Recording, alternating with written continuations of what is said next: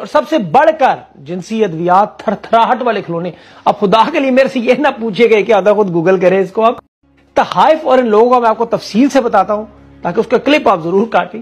تحائف میں لوگوں کو دیکھیں بستر کی چادریں ملی، قیمتی رولکس گھڑیاں ملی، ہیرے جواہرات، قالین، سرف پر پہننے والا سکارف، گاڑیاں، کھجوریں، مجسمے، تشتریاں، برتن، گھوڑے، کھالے، پینٹنگز، خنجر، مہنگی دھات کے ڈھانچے، تسبیحاں، پرفیوم، مرسیڈیز گاڑیاں، چاکلیٹ کے ڈبے اور سب سے بڑھ کر جنسی ادویات، تھر تھراہٹ والے کھلونے.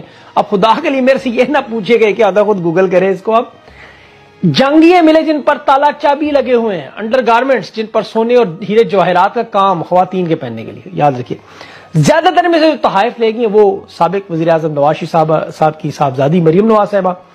اب بدنامی کے باعث ان کا نام نہیں لیا جا رہا. بہت ساری چیزیں قطر سے ملنے والے تحائف کو اس ریکارڈ کا حصہ نہیں بنایا گیا. یہ بات صدیق جان نے بھی کی ہے. اب کوئی کیا خیر اناناس، اچھا اس وقت سوشل میڈیا پر بڑا مشہور ہوا ہے پائن ایپل. اب مریم نواز صاحبہ وہ بھی لے اڑی.